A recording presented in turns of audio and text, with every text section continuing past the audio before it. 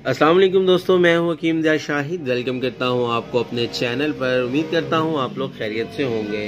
एक बार फिर एक नई जड़ी बूटी के साथ और एक नई वीडियो के साथ आपकी खिदमत में हाजिर हूं। आज हम बात करने वाले हैं अजवाइन के बारे में।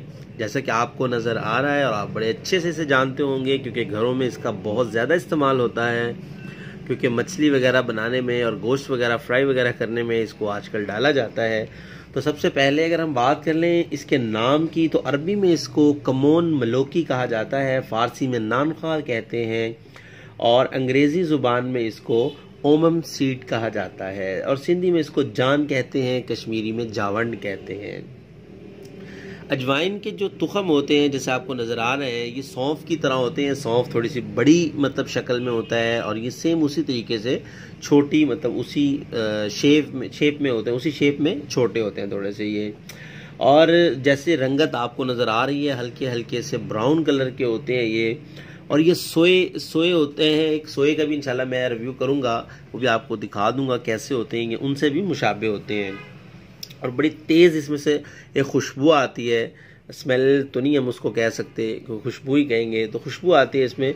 और इसका एक और बड़ा ज़बरदस्त चीज़ है कि ये तमाम तकरीबन जड़ी बूटियों में सबसे ज़्यादा इसकी मियाद पाई जाती है। मतलब ये 4 साल तक बिल्कुल सही रह सकती है अगर इसको महफूज तरीके से रखा जाए तो।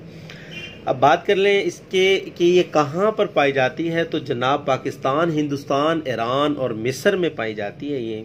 और अब बात कर लेते हैं इसके मिजाज की, तो गर्म और खुश्क होता है ये। तीसरे दर्जे में गर्म और खुश्क होता है ये।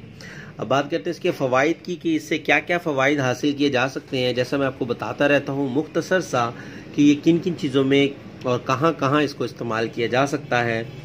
तो सबसे पहले अगर बात कर लें, मुहल्लिल है, मतलब कि सोज को उतारने के जो नुस्खाजात होते हैं उनमें इसको इस्तेमाल किया जाता है।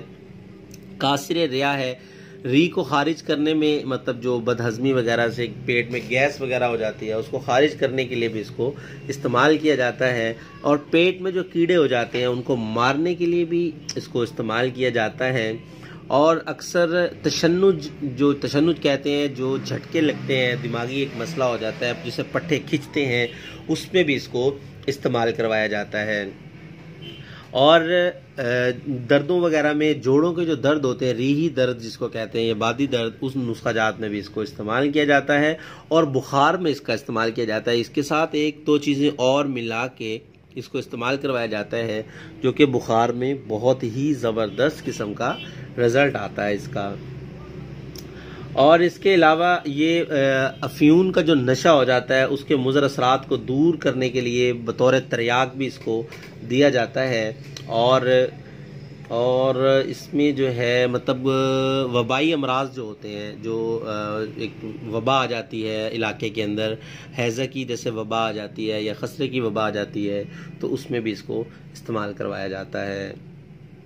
और नफ़ा इसका जो है ख़ास जो है, जो ज़्यादातर इसको इस्तेमाल किया जाता है वो मैदे के लिए इस्तेमाल किया जाता है, री को खारिज करने के लिए इस्तेमाल किया जाता है।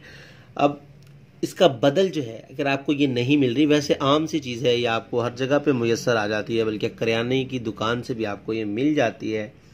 और इसका बदल की अगर हम बात कर लें कि अगर ये आपके पास नहीं है तो इसकी जगह पे आप क्या इस्तेमाल कर सकते हैं, तो कलवंजी जो है हम इसके बदल के तौर पर इस्तेमाल कर सकते हैं। अब मिकदार ख़ुराक की अगर बात कर लें तो 3 माशा से 5 माशा तक इसकी मिकदार ख़ुराक है।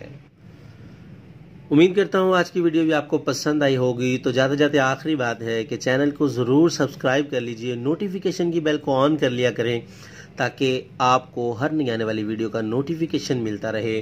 तो वीडियो को लाइक भी कर दिया करें, शेयर भी कर दिया करें, ताकि आपके साथ साथ दूसरों को भी फ़ायदा हो जाए। हकीम ज़ा शाहिद को इजाज़त दीजिए।